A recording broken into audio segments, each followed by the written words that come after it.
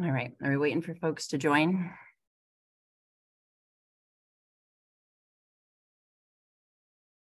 Good afternoon. Anyone who's on the call, we're just giving it another minute for folks to jump in and then we'll go ahead and begin.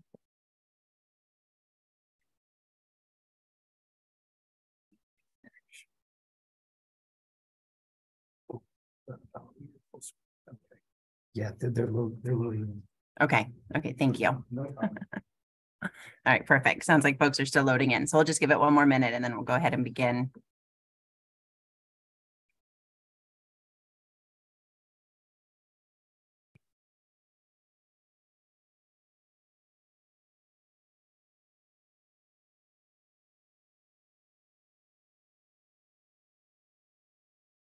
Okay, well, for the interest of time, I'm going to go ahead and begin. And if other folks jump on during, that's no problem at all.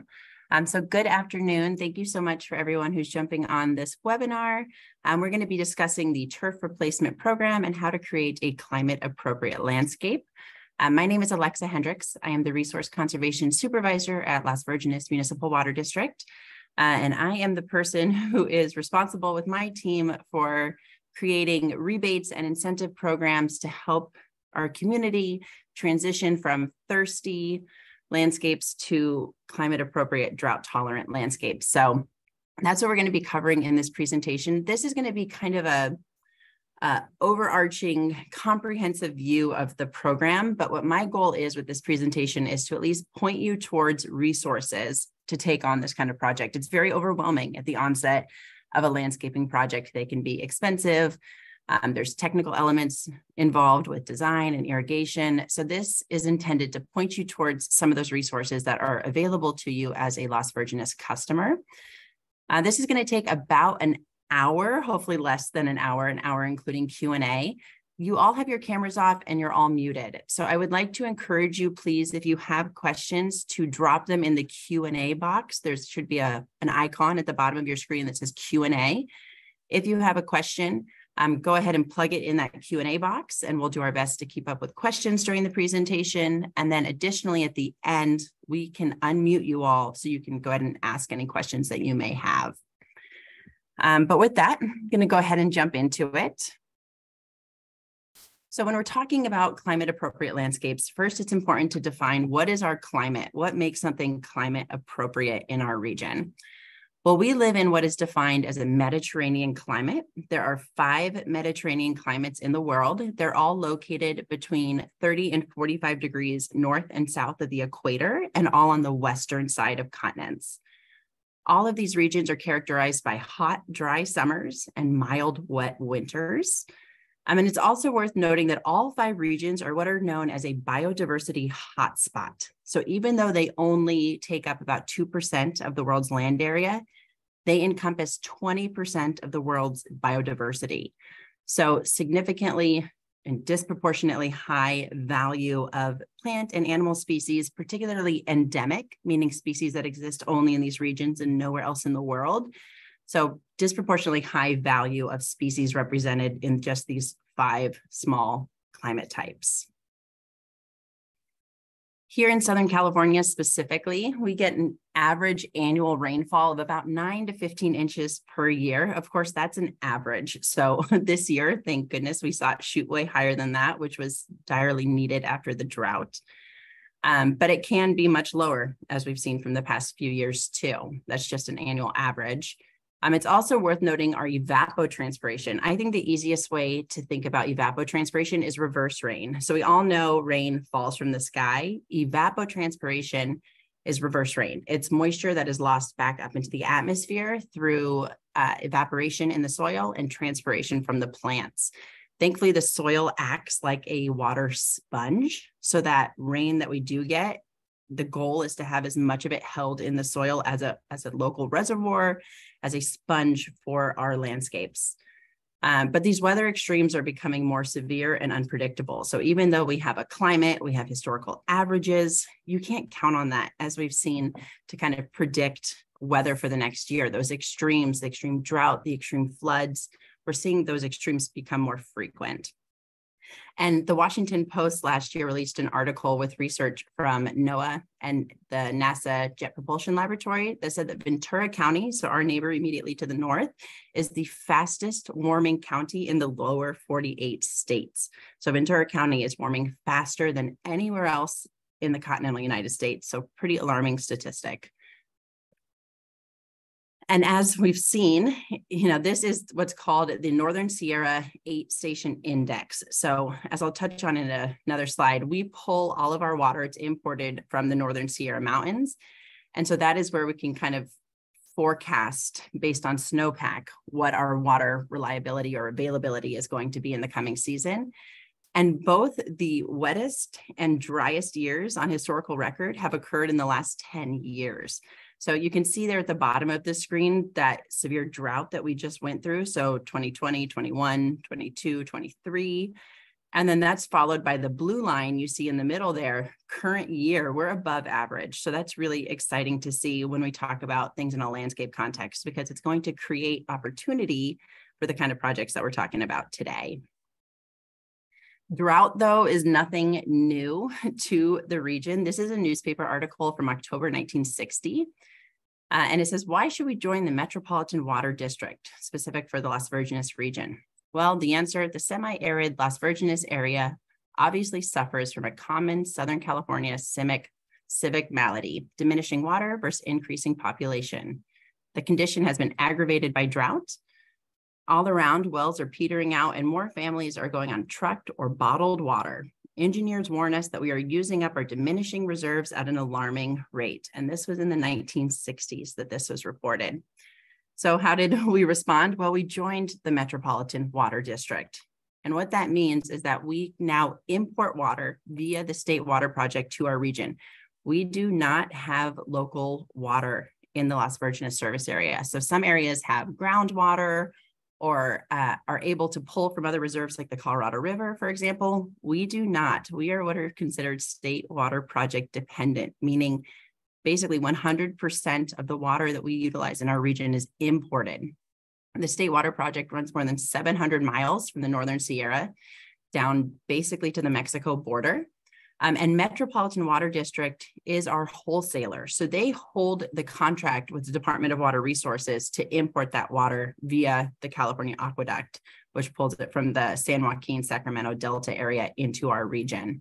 So as a member agency of Metropolitan, we purchase our water from Metropolitan and they sell it to us. So every time you turn on your faucet, your shower, every drop has just traveled more than 400 miles to reach our region. So not only does it subject us to vulnerabilities, if there were to be a catastrophe like an earthquake that could damage the California Aqueduct, we're cut off from our water source, but it's also hugely expensive to import water. And it's a huge draw on our energy system. Water's heavy, it weighs over 8 pounds per gallon. So moving it that kind of distance is extremely expensive on an energy side as well. We are not out of the drought. We did have a wet year and we're grateful for that, but we're not out of the drought. We've come a very long way. As you'll see, the image on the left is how we concluded last year, 2022, in a state of severe, extreme drought. Thankfully, the latest stats, like the chart you see on the right from the end of May, hugely improved condition, but you can still see there's some yellow and tan indicating abnormally dry and moderate drought. So statewide, we are not yet out of a drought, but we are in a much better position than we had been last year. So that brings us back to the topic of this conversation, is why consider a climate appropriate landscape? We've defined what is our climate and what are the parameters, the natural parameters that we're working within our landscapes. Well, believe it or not, 60 to 70% of water used throughout our service area is used in outdoor landscapes. So every single drop, all that water that we've just imported over 400 miles, that is extremely expensive. Most of that's being used outdoors. When you think of water, you want to make sure it's preserved for basic human health and safety, for hygiene, showers, brushing your teeth, eating, drinking, washing your pets, your horses, whatever it might be. But yet 60 to 70% of that is being used to irrigate our landscapes. So how do we flip that statistic? So how do we make sure that we are irrigating responsibly and efficiently and sustainably so that all that imported water is being used for its highest purpose? Enter the turf replacement program. So this is a rebate program that Las Virgenes offers its customers in partnership with Metropolitan Water District, our wholesaler. So the terms of the program, really important to be aware of if you're considering applying for the rebate. So people certainly undergo landscape transformation programs without applying for a rebate, but this is an opportunity that's available to you should you choose to take advantage of it. Rebates start at $2 per square foot. So you just measure out your landscape, 10 by 10, 20 by 20, determine the square footage of your landscape. Grass areas only. So this is only for existing turf grass, dead or dying qualifies. So if you heeded the call and you turned off your irrigation system when we were in that drought last year and your whole lawn turned brown, perfectly fine. You are still eligible for this program. The project area has to be between 250 square feet minimum, 5,000 square foot max. You can apply again after a 12-month period. So for example, if you have more than 5,000 square feet that you're looking to convert, so say you just want to focus on the 5,000 square feet in front of your home, you can apply this year, and then you can apply again next year to do your backyard or a different portion of your property. I will say synthetic turf is not an approved conversion option. That is really important to be aware of. I would say it's the number one or number two reason why we see rebates denied is somebody put in artificial turf. Yes, artificial turf does achieve water savings. However, the goals of the program are much broader than that. It has a broader sustainability goal. And what I mean by that is we are providing habitat for wildlife in our region. We are reducing the urban heat effect. Synthetic turf traps a lot of heat. You create these heat islands where radiated heat is oftentimes 30, 40, even 50 degrees hotter coming off the turf than off a natural landscape. So we want to move away from a warming environment and move towards one that instead traps and sinks that carbon and that heat into the landscape. So synthetic turf, it does not qualify. So we're going to go through each of these steps in more detail, but overall, this is kind of what your application timeline looks like. You're going to prepare your site. And again, we're going to talk about that in more detail. You're going to apply for a reservation. This is a rebate, which means you are paid on the back end. So you're going to apply for a reservation. They are going to hold those funds for you until you've completed your project. And then you will submit proof of completion, and then they'll send you a check. So you do have to pay for the project on the front end. If your project is approved, from the day you receive that email, you have 6 months to complete your project. After you've completed, you'll log back in, and I'll show you what this looks like. And you will say, I've completed my project, please send me a check. And it takes about 8 to 10 weeks for the check to arrive. So that preparation, the first step in the process before you've even applied, well, you want to take 5 color photos of your landscape and make sure that you include landmarks. If you are pointed straight down at your grass, that doesn't qualify. Basically, they want to make sure that when you have a before photo and an after photo, you can look at them side by side and recognize that they are the same property. So make sure you're including landmarks. Like the example here has a mailbox, a driveway, a walkway. So get a bunch of different angles. My suggestion, take more than 5. 5 is the minimum required. Submit 8, submit 10, and just make sure you're covering your bases and being really thorough with your photo taking. And it's also just really satisfying at the end of your project when you can compare that before and after from the same perspectives. You need a copy of your latest water bill. So we can provide that for you. You should hopefully already have that, but you need a water bill. And then you need a simple landscape plan. And we're going to look at some of those.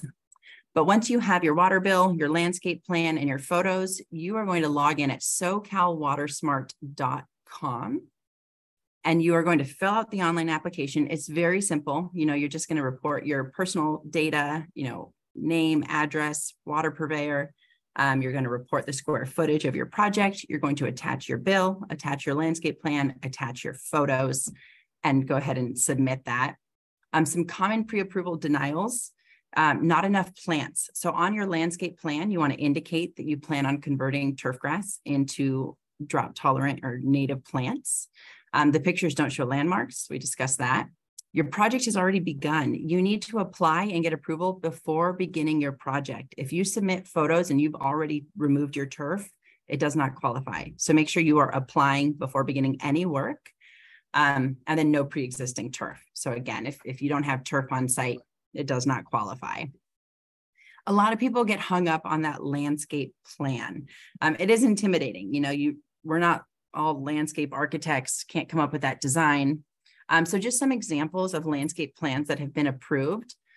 This, for example, is a beautiful landscape architecture rendering of this landscape that was submitted for program approval. But this was also an approved landscape plan. You can see this one is hand-drawn, probably done by the homeowner themselves. This was also an approved landscape plan. I don't say that to pick on anybody. I say that to emphasize that this does not need to be a highly technical professional rendering. This is basically just to demonstrate that you have thought through this project, that you understand the terms of the program and the project. So this was an approved landscape plan. So again, they can be anything as sophisticated as working with a landscape architect, or they can be a pretty simple hand-drawn plan. So I just don't want people getting too hung up or overwhelmed by the landscape plan component. All right, so once you have applied for your rebate and you get that email saying your reservation has been approved, you need to start on the project. So what's the first step in that process? Removing your turf grass. This presentation, it's not on accident. We tried to make it pretty timely because the best time to do that is the summer. So we are approaching the best time of year to remove your turf grass. How do you do that? I am going to attempt to stop share and show just about a 2-minute video here. Let me transition instead to our video. Here we are. And hopefully you will all be able to see and hear this. Share my sound here. Perfect. Now that you've identified your grass type, you'll need to choose a method of removal.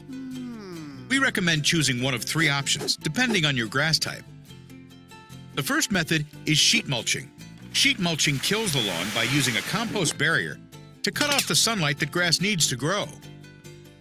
Layers of compost allow water down into the soil to decompose the grass over time. Plastic is not used as a barrier for sheet mulching. Sheet mulching works well to remove all 3 lawn types. It also can be started at any time of year. Green in winter lawns take about 1 to 3 months to die. Brown in winter and patchy lawns take at least 3 to 8 months to die. The benefits of sheet mulching are it doesn't require heavy equipment or chemicals. As the sheet mulch decomposes over time, it also improves the soil for future plant growth. Sheet mulching does require a large degree of planning and can be time-consuming. Also, it's not practical on steep slopes. The second method is solarization. Solarization uses an ultraviolet or UV plastic cover to trap the heat from the sun underneath. This steam sterilizes the lawn and the top 3 to 4 inches of soil. This method, however, only works in the summer months and must receive unrestricted sunlight for 6 to 8 hours each day. Green in winter lawns take 1 month to die. Brown in winter and patchy lawns take 1 to 2 months to die. Solarization is a relatively quick and effective way to kill your grass. It sterilizes the top 3 to 4 inches of soil, so several years of weeds are destroyed. But it's not effective at eliminating certain types of grass and weeds, such as Bermuda grass. Solarization also kills beneficial soil life and does not work well in cool climates. And it's important to consider you'll have a plastic-covered lawn for some time. The third and final method is sod removal. This technique uses tools like a shovel, spade, or motorized sod cutter to remove your grass into strips. Sod removal works well for green and winter lawns. It's the fastest method for lawn removal and can be started any time of year. Brown in winter and patchy lawns are not good candidates for sod removal because they regrow from roots below the removed strips. Neither are lawns with a lot of surface tree roots because shovel and sod cutters can damage roots. It's important to consider the size of the project and yard. It'll help you determine whether you want to do the job yourself or hire helpers. Now that you've identified your lawn type and the appropriate method for removal, you can watch the following step-by-step videos that will guide you from beginning to end. All right, and I didn't want to take the time today to go through those step-by-step videos, but if you are considering— Removing your lawn can seem like— that out. If you are considering one of these methods for removing your sod, these videos are available at SoCalWaterSmart.com. So the same website that you go to read the terms of the program and apply for the program, they have these resources available. So identifying your lawn type, that's an important element of your project. Do you have a cool or a warm season turf? That's one of the videos, as well as the more detailed videos that talk about those three processes that they discussed in the introduction. So solarization, sod removal, and sheet mulching. So those resources are available to you. Each of those videos is about 5 to 6 minutes. So if you want to take the time to learn more about each of those processes, SoCalWaterSmart.com. Okay, I'm going to attempt to get back to the presentation here. Are we on it?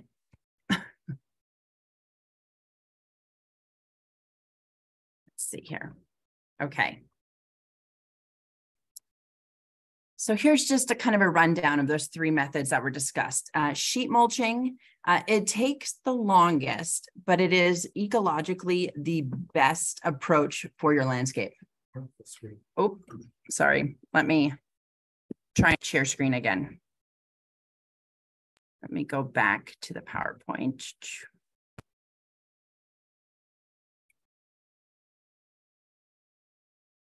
Okay. Okay, sorry. All right, perfect. Okay, so now hopefully you're all looking at this table. Remove your turf grass. So I was saying sheet mulching ecologically is the best way to get rid of your lawn. It's effective for both cool and warm season grasses. And the way sheet mulching works is, like they said in the video, you're layering on top of your existing grass to cut off sunlight to your grass, but still allow oxygen to penetrate.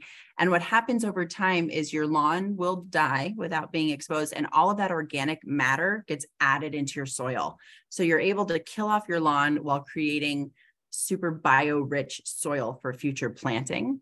But it takes the longest. This is a process that is going to take several months. If you start now, you will be prime for planting in the fall.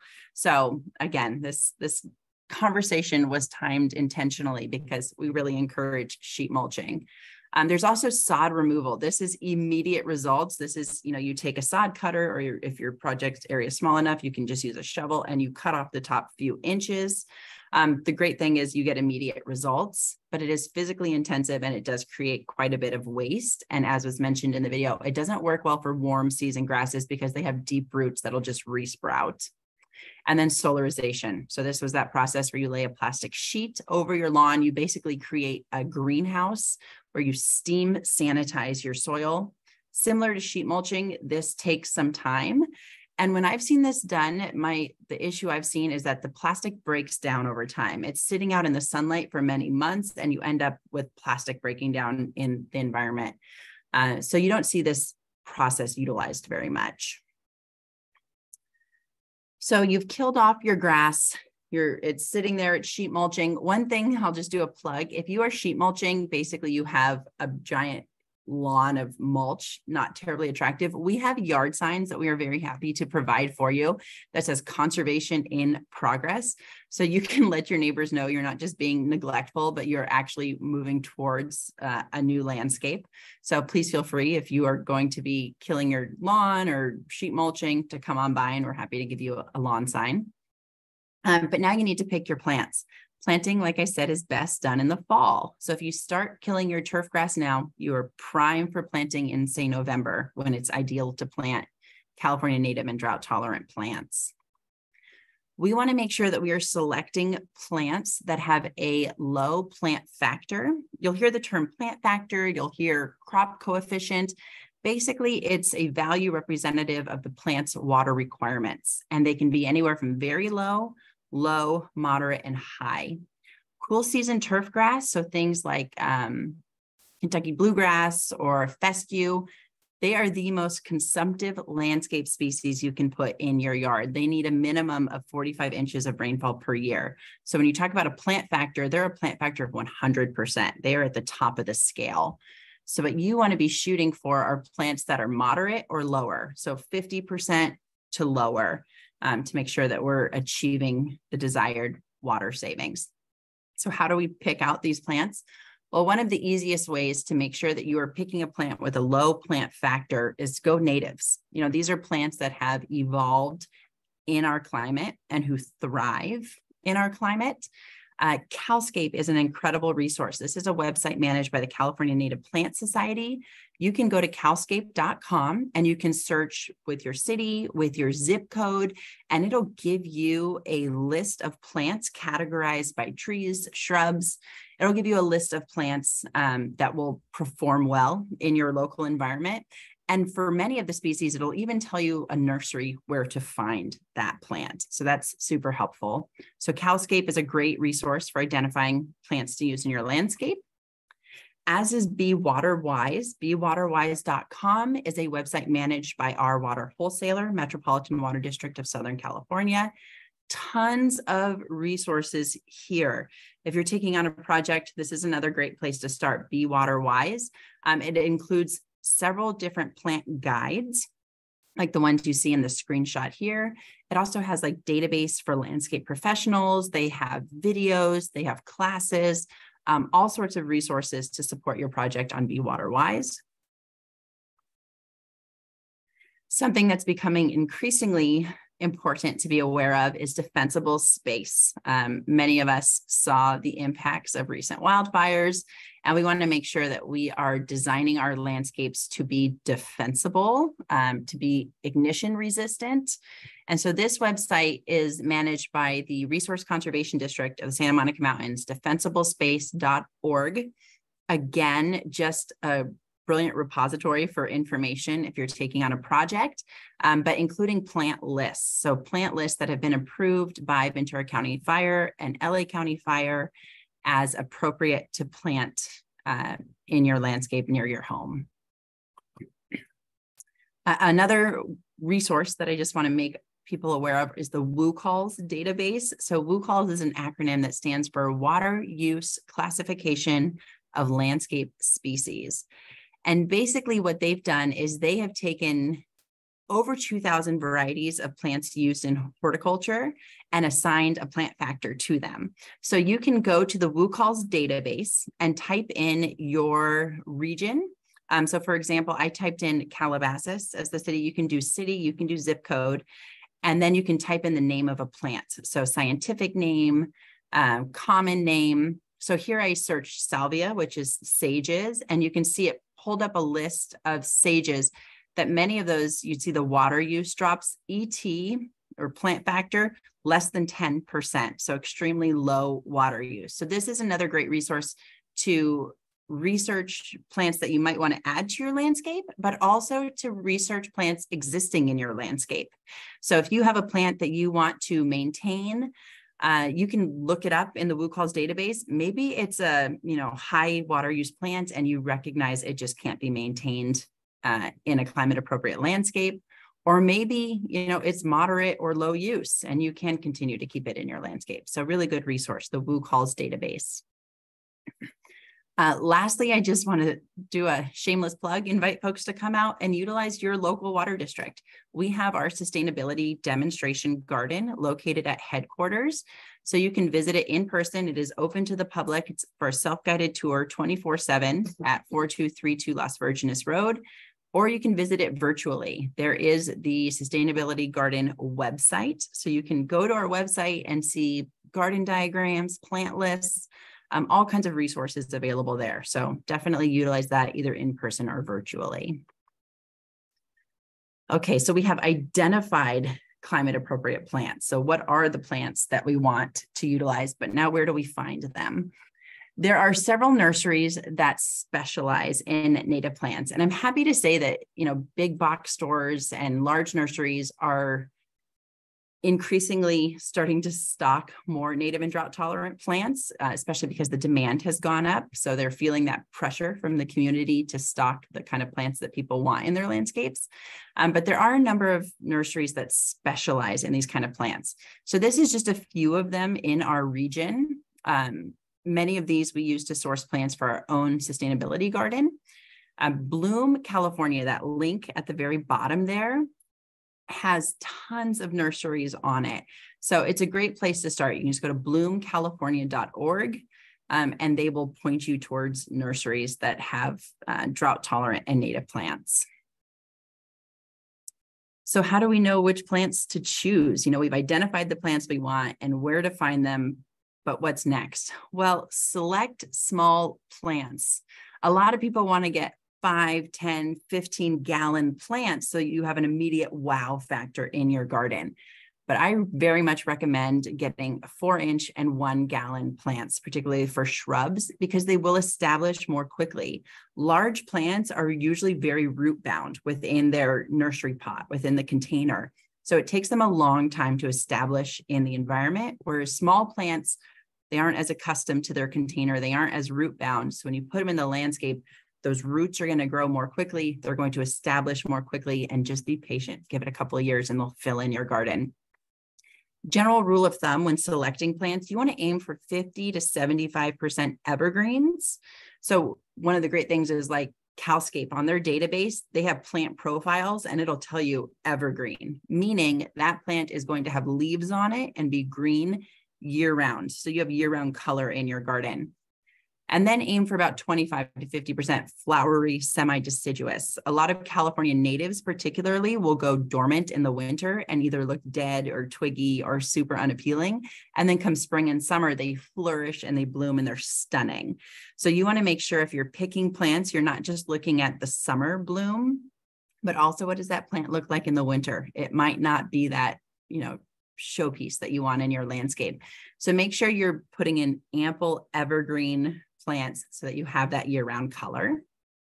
And then plan and plant for maturity, particularly if you're buying those smaller plants. You put them in your landscape and your landscape's going to look pretty sparse for those first 6 months to a year.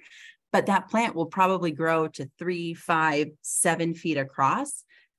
They're not lying when they say that that plant will become 7 feet wide. It will become 7 feet wide. So when you are planning, plant for maturity. Space your plants out appropriately so that they have room to grow. Okay, one of the requirements of the turf replacement program is that you install a stormwater retention feature in your landscape. Modern landscapes are designed, you'll always see, on a slope. It's all about getting water off your property, away from the structure as fast as possible. So your driveway, your front lawn, they're almost always sloped towards the street. We're learning that is not a good way to do it. That results in excessive runoff, excessive ocean pollution. We want to retain water on your property. This is precious resource. This is local free water. Hold on to it on your property when it does rain. So the program is designed to create these retention features in your landscape. So you can see this is the landscape beforehand. Again, that slope, everything's running down to the street. This was their project. They built in this dry riverbed, and then they sloped either side so that the water collects in the middle of the garden. So this depression or this basin that they dug out and then lined with rocks, now the water that comes off the roof and that falls in the landscape is going to collect in this dry riverbed and give it more time to percolate into the soil.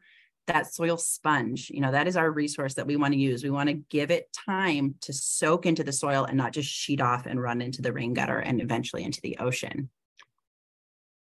This is another example. So this is a landscape where the property slopes from left to right, so it goes uphill. So they put in a dry river bed on the low side of the property. So as water, as gravity pushes water from right to left, it's going to collect in there, slow it down, trap it on the property so it can soak into the soil. This is what I mean by plant for maturity. So this landscape looks pretty sparse. You can see the plants, it's a lot of mulch. The plants are spaced out.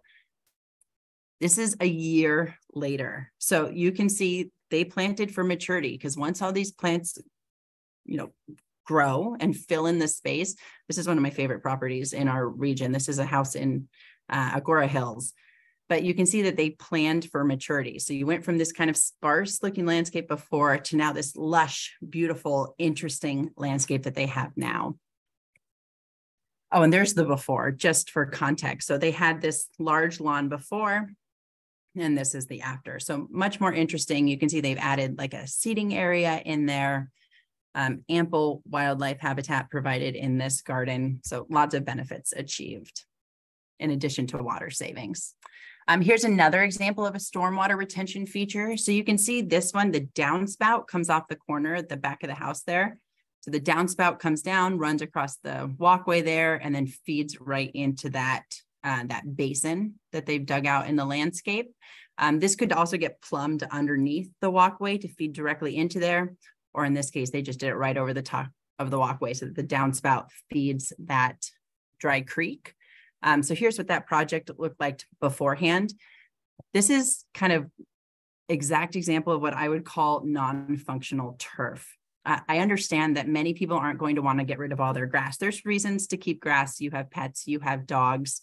What I would ask of people is to look critically at areas non-functional turf, where the only feet that touch it are the person pushing the mower once a week, and look to get rid of these areas. So this parcel is 250 square feet. So this was exactly the size required of the program. And they just took on this one portion of their property. And that's what that area looks like now. They seeded over the top with wildflower seeds. So it's just the front yard super bloom. So much more interesting than the before. And it's all being fed by water, rainwater collected from that downspout and fed into that rainwater retention feature. So I definitely recommend as much as possible to contour your landscaping. When you've sheet mulched, you've killed your grass, now contour, dig basins, dig holes, build berms to trap water on your landscape. But if that's too much, because that can be a physically laborious process, your rainwater retention feature can be as simple as a rain barrel or a cistern. The difference between the two is just size. Rain barrels are smaller, cisterns are larger, but this qualifies. This achieves the requirement of a stormwater retention feature. So if you want to just put a rain barrel on one of your downspouts and collect rainwater in a 50, 80, 100 gallon barrel, that's perfectly fine. In fact, we at Las Virgenes offer a rebate to our customers. It's the RainStation 50-gallon rain barrel. It's a $70 cost share to customers. So it's 50% off. This rain barrel retails for $140. Las Virgenes will pay half the cost. The customer pays half the cost. If you're interested in getting a rain barrel to support your project or just to have at your home, go to our website, lvmwd.com. You will fill out a rain barrel voucher request, and then we will mail you. It's basically a paper coupon. We will mail that to you. You bring that voucher with you to Smith Pipe and Supply in Westlake and exchange it for your barrel for $70. So little plug for our own program for our customers. If you're taking on one of these projects, go get a rain barrel. Okay, moving on. So we're still in the portion of completing your project. So you prepared for your project. Now you've selected your plants. You are thinking through a rainwater or stormwater retention feature. One of the other requirements of the program is that you update, modify, retrofit your irrigation. Because it's one thing to change to all drought tolerant plants, but if you're maintaining your previous irrigation, no water savings are achieved. So these have to be coupled. You need to select water efficient, drought tolerant plants, but you also need to make sure that you're irrigating efficiently. Conventional overhead spray is the most common irrigation you see. very inefficient. It's only about 50 to 60% efficient because a lot of that water gets lost to wind, evaporation, and runoff. So you see, like in this picture here, you see a lot of misting, a lot of running onto impervious surfaces like the driveway and the sidewalk. And it applies water at a really quick rate, as much as 3 to 6 gallons per minute.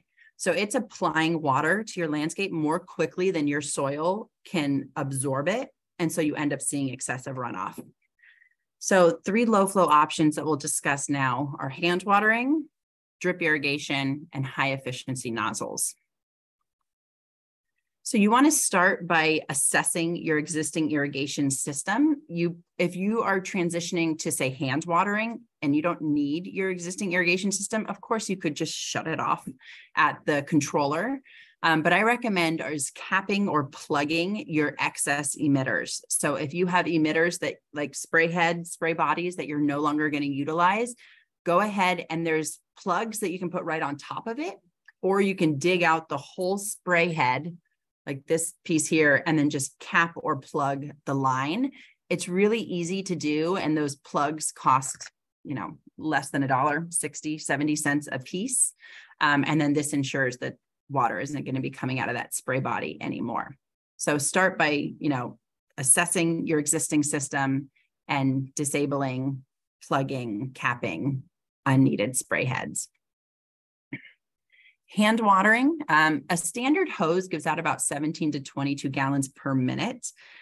Depends on the length of the hose and, of course, the water pressure at your home. So what I always recommend if you're going to be hand watering using a hose is figure out what volume is coming out of your hose.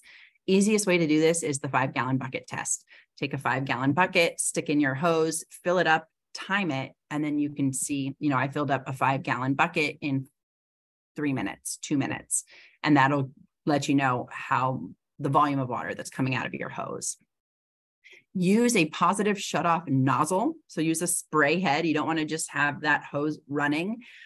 Oftentimes the stream that's coming out of your hose is too forceful. You'll displace all your soil spraying your mulch, spraying your plants. So you want to use like a nice shower or flood or soaker setting on that nozzle. And then use a hose water timer. This is a great device if you are watering with a hose, because what often happens is somebody sets that hose down at, the root of their plant or the base of their plant, walks away and forgets that they've left their hose on. So you can buy pretty inexpensive timers, plug them into your spigot, plug your hose in, and then it will automatically water on whatever interval you've set up. Make sure you're watering at the root level. Leaves don't need water. Don't be spraying your whole plant. That just increases opportunities for water loss. Get down and spray at root level. And for trees, you want to make sure you're watering at the drip line. And what the drip line is it's the outer extent of the tree canopy. So you don't want to be watering, the stem. You don't want to be watering right at the base of it. Where the end of the roots are in the ground is where the edge of the canopy is in the air. You want to get water into those roots. So look at the drip line, the outer extent of the canopy of your tree, and that's where you want to water your trees. Use a moisture gauge. It's basically a metal probe you can just stick right in the soil, and they'll have like automatic dials on them. So you can utilize that to figure out how often you need to water.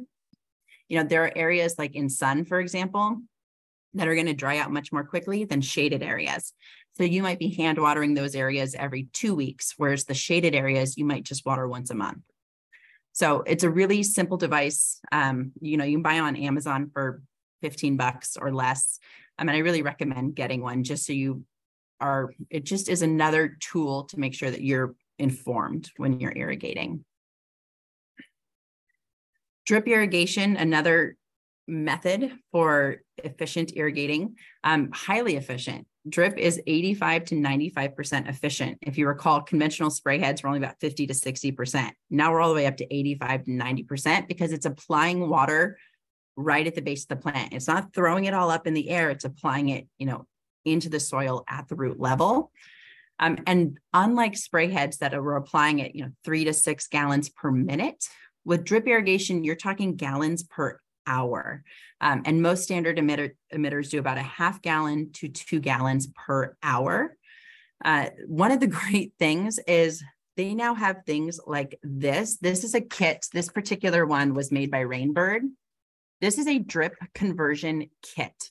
It has a pressure regulator built right into it. So you can unscrew that conventional spray head, that body, screw this one in. Pressure regulator is built in, and then you run your drip hose. Hopefully folks can see this. You run your drip hose right off the line here. And it's tremendous. You don't have to change your valves. There's no other, large landscape change required. You just change out the body, and now you've converted to a drip system off of your old spray head. So, in a lawn, you might have 3 spray heads. You can cap or plug 2, stick this on the middle one, run your drip line, and you're covered. So really great devices, pretty inexpensive, about $20 to $30 from irrigation supply stores, big box stores. Online, you can find these everywhere now. I really recommend them.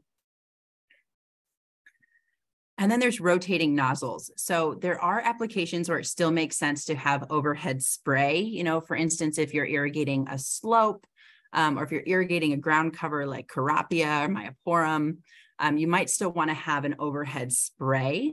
So one of the things that you can do is apply a new rotating nozzle. So this goes right on to your existing spray head, but it applies water more slowly and in heavier streams. So allows the soil to absorb the water, and is less prone to misting and evaporation. So these are about 75% efficient. They apply water at about 1 gallon a minute. And there is a rebate for these. So I recommend, as much as possible, coupling rebates. If you're taking on a landscape scale project, they can become pretty expensive. So couple them. You have the $2 per square foot through the turf replacement program. You have a rain barrel rebate. You can do a rotating nozzle rebate. Pretty much all these rebates are listed at SoCal Water Smart, that website. So make sure that you're coupling as many rebates as you can to increase cost savings for your project. But these are a qualifying high efficiency irrigation, retro project. So just another form of irrigation to be aware of. And then once you've installed your new irrigation system, very much recommend installing a weather-based irrigation controller. You will also hear these called smart controllers. These are controllers that automatically adjust your watering schedule based on real-time weather conditions. So solar radiation, wind speed, rain. It'll automatically disable your irrigation system if rain is forecasted or rain has fallen. It'll postpone applying more water until basically until the ground has dried up and needs more water. On average, one of these devices can save a customer over 13,000 gallons a year. And one of the great things is they have built-in features like cycle and soak. A lot of controllers have these, and you'll see them where you only apply water in small increments and you allow it to soak, and then you'll apply a second. So you might apply, water in 2 or 3 minutes. Pay attention when you are irrigating your landscape. If you start to see runoff occur, the sidewalk starts getting wet after 2 minutes, that's your longest period of application. Let that water soak, and then you can come back and do 2 more minutes the next hour. This device allows you to program those cycle and soak cycles in. So you can do it totally hands-free. There's a rebate for it. So if you go to lvmwd.com, so go to our website, we offer the Rachio 3 weather-based irrigation controller for $99 plus free installation. So you can get either the 8-station or 16-station controller for $99. And then we work with a contractor, Valley Soil, to install on your behalf. So they will install it for free. The great thing about that is, your controller has been installed properly, but they also provide some on-site training. So it's an app-based controller. So they will actually go through the app on your phone with you and help you set up zone by zone an appropriate watering schedule for your landscape. Limit 1 per customer. So that's just something to be aware of, but definitely encourage folks to take advantage of this rebate. Again, couple those rebates and increase cost savings for your project. Just some best management practices to be aware of. When you talk about native and drought tolerant plants, it's a completely different approach than grass. Grass, traditional turf grass, needs to be watered pretty routinely, several times a week. Native plants do not thrive with that much water. They want deep, infrequent watering. And what does that mean? Well, in dry season, so summer season, established plants every 2 to 3 weeks, you're watering them, and you're only going to water in the winter during drought years. So during an average winter, and certainly during a winter like we just experienced, you do not need to apply any water. Depending on the plant, depending on your soil, if you have clay, if you have sand, you're looking at applying about 2 to 5 gallons per plant. So again, you can do drip or kind of that slow cycle and soak setting. You want to water between 5 p.m. and 10 a.m. So overnight, there's less wind, there's no sun to evaporate. Early morning hours, 4 or 5 a.m. are traditionally your best time to water. And then, of course, do not irrigate within 48 hours of measurable rain. So if you're forecasting rain or we just experienced rain, turn off your irrigation system or buy a smart controller and it'll automatically do it for you. Okay, so now you've completed your project. We selected our plants, we've killed our turf grass, we've installed our efficient irrigation. Now you want to get paid. So how do you apply for your rebate? You're going to return to the same place you went to apply in the first place. So log in at SoCalWatersmart.com and complete step 2 of the process, which is the rebate application. On the back end of the project, you are going to submit 8 color photos. So remember those perspectives, those landmarks where you captured photos for your before. Now they're going to request 8 color photos of your after. They're going to want, again, a water bill. They're going to want to see that your plant coverage was achieved. You need 3 plants per 100 square feet. So for every 10 by 10 grid in your landscape, they are going to require 3 plants per 100 square feet. It's really easy to achieve. Most people do far more than that. They're going to want to see that you have a rain retention feature. So in your photos, make sure you're capturing your rain barrel, your basins, your rock gardens, whatever your method was. And they're going to want to see in those photos your irrigation system. And they're going to ask on the application, are you hand watering? Did you do drip? So you're going to need to indicate what you did to your irrigation to meet that requirement. Then after you have submitted that step 2 application, you're going to get an email within 2 weeks saying either your project was approved or more information is needed or denied. Some of those common denials, synthetic turf. I said it at the beginning. I'll say it again, just as a cautionary tale. Synthetic turf does not qualify. So, but you will receive an email, hopefully saying your project was approved and a check is on its way. It takes about 8 to 10 weeks for the check to arrive. I like to kind of end with this as motivation to take on one of these projects. Of course, water savings are great, but there's other benefits to be achieved as well.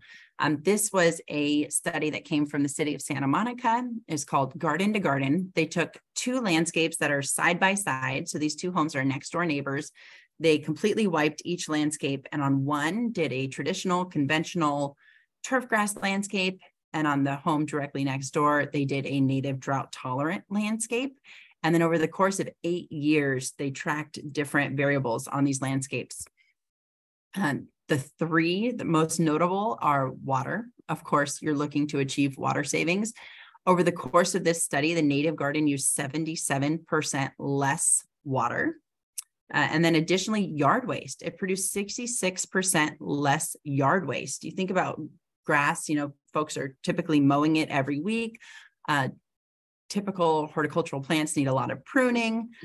So significantly less, 66% less yard waste produced. And then maintenance hours. This is pretty significant, 68% less maintenance hours. Native drought tolerant gardens are not maintenance free. They definitely require maintenance, but we're talking about maybe once a month, sometimes once a quarter, far less labor intensive. So fewer total maintenance hours required in these landscapes. We flew through that, so it's good. But I guess it's been an hour. It felt like we flew through that, but we covered a lot. And so I want to make sure that I'm able to point you towards these resources. I'm also, and on the last slide, I will provide my email address. I'm also happy to send these slides to anybody who wants to kind of revisit them. But most of what we cover today is available on our website, lvmwd.com. If you go to our website at the top, you will see a tab called Community Resources. From Community Resources, drill down to Landscape Transformation Resources. This is a repository where we have been adding material to support customers going through these projects. So you'll see some of the tabs there. Find a landscape professional. So there are several certification databases linked there. Identifying native and climate appropriate plants, finding native and climate appropriate plants. So a lot of what we've covered right now is available on our website, again, through those landscape transformation resources. So if you walk away from this and you're like, what was the name of that nursery? What was the name of that resource? Head over to our website and you'll see all of this material there as well. Learn more. Join us on Thursday. We're doing another midday webinar this Thursday, the 15th, called Modern Meadows, a water-wise alternative. This is going to be hosted by a member of the California Native Plant Society who's going to talk about lawn alternatives, so ground cover alternatives, if you're transitioning away from turf grass into a more sustainable plant cover. And then also there's the Green Gardens Group workshops. These are offered for free. They are ongoing. So each of these topics that you see here have multiple dates scheduled. These are all at bewaterwise.com. So that resource we discussed earlier, just go to bewaterwise.com. You'll see the virtual classes. You can register for these for free. And if you want to learn more about any of these topics, like specifically turf removal, garden design, rainwater features, each of the things that we've touched on today are covered in much greater detail at these workshops. So check those out if you're looking for more information. And then with that, there is my email address and my phone number. I really encourage folks to reach out. We are here. I am here to be a resource for customers who are taking on these projects. I mentioned at the beginning, it can be overwhelming. You know, where do I start? What do I do? Please feel free to reach out, to email, to call. We're happy to kind of talk you through the terms of the program and also, as much as we can, provide assistance with your project. You might be deciding, can I contour in this specific way? Where should I collect plants? How do I hydrozone? Lots of questions that come up during these kind of projects. So encourage folks to reach out to me, please, if you have any questions. Okay, so with that, I'm going to take a peek at the Q&A. Stop screen share here. I think we're all caught up. Do we want to unmute folks and let anybody ask a question? So we are opening it up now. So if anybody on the call wants to either type something into the Q&A or unmute yourself and ask a question, please feel free to. But otherwise with that, I hope I've provided for you resources and a little bit of guidance to support your landscape project. And as I said, please reach out if anybody has questions. All right, I'll hang out here for just a moment in case anybody wants to unmute and ask questions. But otherwise, again, I thank you all so much for joining us. And hopefully we see some of you here with us on Thursday.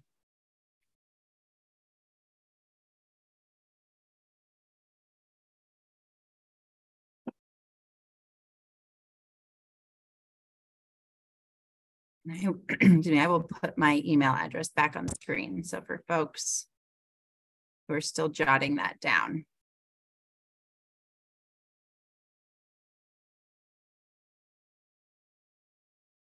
Or not. There we go. All right, perfect. Doesn't sound like there's any questions. So again, thanks so much for everyone who's joining, and hopefully we see you again at our next workshop.